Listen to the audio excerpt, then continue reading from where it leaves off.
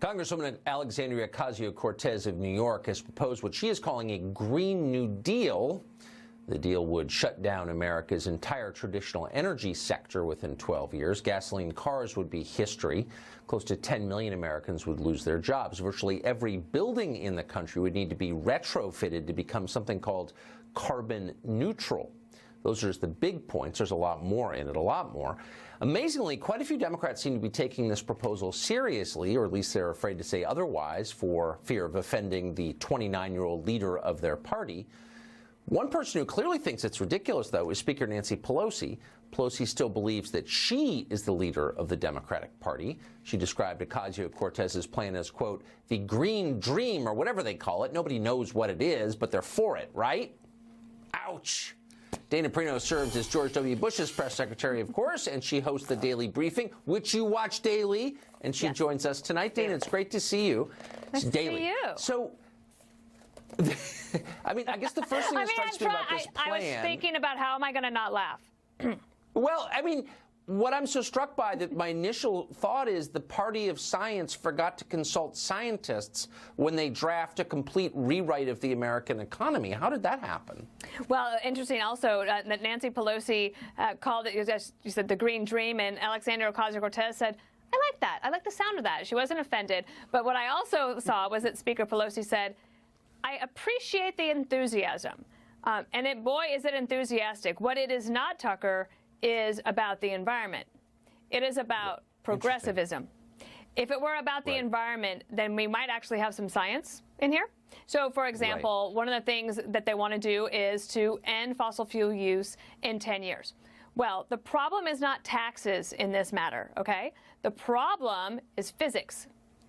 If it were possible to get off fossil fuels with our current technology, we would have done that. There is plenty of money to be had for the first person to figure that out.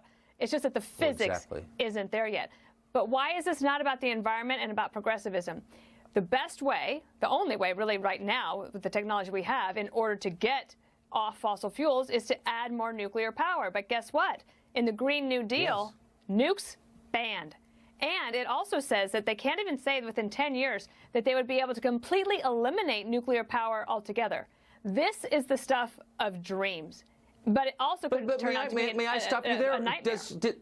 Well, you make such a good point. If your aim is to reduce carbon emissions, we can debate whether that ought to be your aim. But if it is, the nuclear power, as you just said, as a factual matter, is the cleanest, easiest, only really available way to do it. Do they explain why they're against that? No, well, no. It's a 14-page document.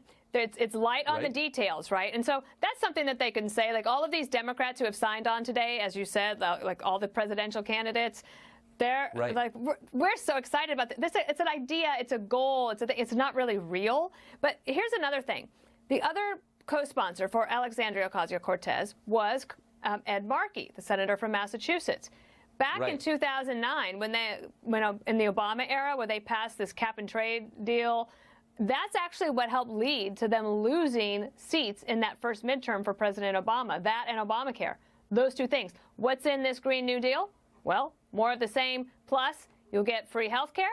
You're also going to be able to get free college tuition, and you will be able to provide a living for anyone that is unable or unwilling to work. It says that in the document, unwilling to work.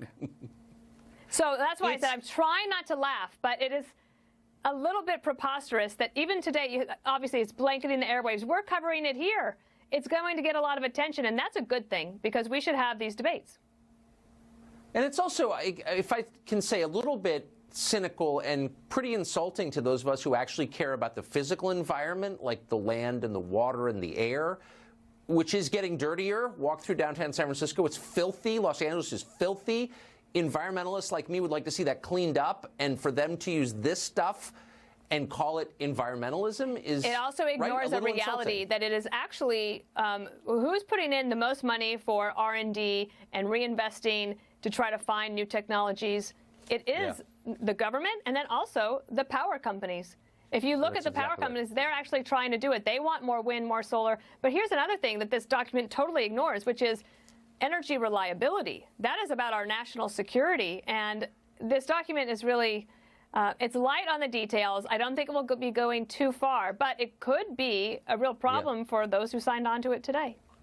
I hope it is, because it's reckless and dumb. Dana, thank you very much.